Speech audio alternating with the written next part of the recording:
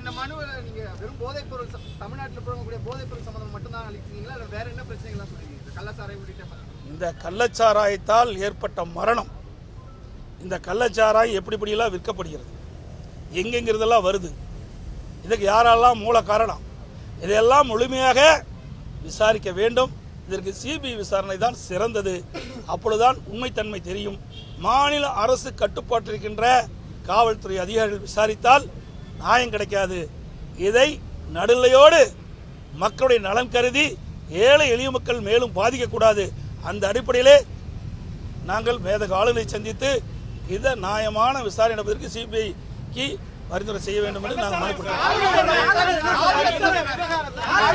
ஆளுநர் நீங்க கொடுக்கிற மனுவை படித்து பார்த்து இதில் என்னென்ன இருக்கின்றது என்பதை எல்லாம் ஆய்வு செய்து உரிய நடவடிக்கை எடுப்பதாக தெரிவித்திருக்கிறார். அதே ஆர்எஸ் பாரதி வந்துட்டு இது வந்து விக்கிரவாண்டி பை எலெக்ஷனுக்கு முன்னாடி வந்த ஒரு சூழ்ச்சி அப்படின்னு சொல்றாரு.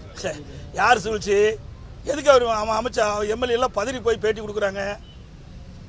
இதெல்லாம் வேண்டும் என்று திசை திருப்புறாங்க. இது யாருடைய ஆட்சி? திமுக ஆட்சி. இன்றைக்கு 6000 லிட்டர் ஊரல ஒழிச்சிருக்கான்னு சொன்னா அப்ப யாருடைய ஆட்சியில் இருக்குது? யாருடைய ஆட்சியில் கள்ளச்சாராயம் காய்ச்சறாங்க? சிந்திச்சு பாருங்க. நகர நீங்க தானே போய் எல்லா இடத்துலையும் ஊடகத்திலையும் பத்திரிகையாளரும் போய் ஒவ்வொரு இடத்துல பேட்டி கேட்டீங்க. அந்த பேட்டியில் மக்கள் என்ன சொன்னாங்க? இங்க தங்குதடை இல்லாம கள்ளச்சாராய விற்பனை நடைபெற்றுக் கொண்டிருக்கிறது. உங்க ஊடகத்திலையும் பத்திரிகையில் வந்த செய்தி தான் நான் சொல்றேன். நாங்களும் ஆர்எஸ் பாரதி மாதிரி சொல்லல. வயசாகி போச்சு, மாறி போச்சு, அதனால ஏதோ பேசுறாரு, வேற ஒண்ணும் இல்ல. அதுதானே வயது முதிர்ந்து விட்டது, சிந்தனை மாறி போயிடுச்சு, அதனால ஏதோ பேசுறதுக்காக பேசுறாரு. இது நாட்டு மக்கள் அத்தனையும் தெரியும், ஊடகத்துக்கும் பத்திரிகையும் தெரியும். நீங்க தாங்க வெளிச்சத்துக்கு கொண்டாந்தீங்களா இல்லையா? நீங்க ஒளிபரப்பு செய்தி உண்மையா பொய்யா? இப்ப நான் நிருபரில் கேட்கிறேன், பத்திரிகையாளர் கேட்கிறேன், செய்தியாளர் கேட்கிறேன், தொலைக்காட்சி கேட்கிறேன். நீங்க வெளியிட்ட செய்தி உண்மையா பொய்யா? அதை நீங்க முடிவு பண்ணுங்க. நீங்க நாட்டு மக்களுக்கு உங்களுடைய தொலைக்காட்சியின் மூலமாக காட்டினீங்களா? அதைத்தான் நான் திருப்பி சொல்றேன்.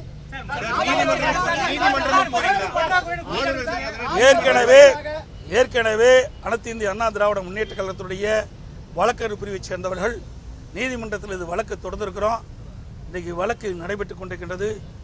இந்த வழக்கு நேர்மையாக நியாயமாக நடைபெற வேண்டும்.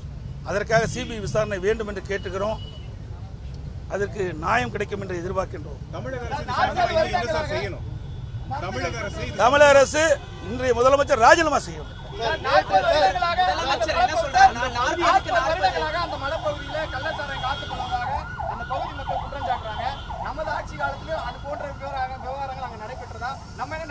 என்ன ஆதாரம் இருக்குது? நீங்க சொல்றீங்களா என்ன ஆதாரம் இருக்குது? 40 ஆண்டு காலம் என்ன ஆதாரம் இருக்குது? இப்ப ஆதாரத்தோட கொடுக்குறாங்க. அப்படி இருக்கிற பொதுமக்கள் தகவல் தெரிஞ்சுக்கணும்ல.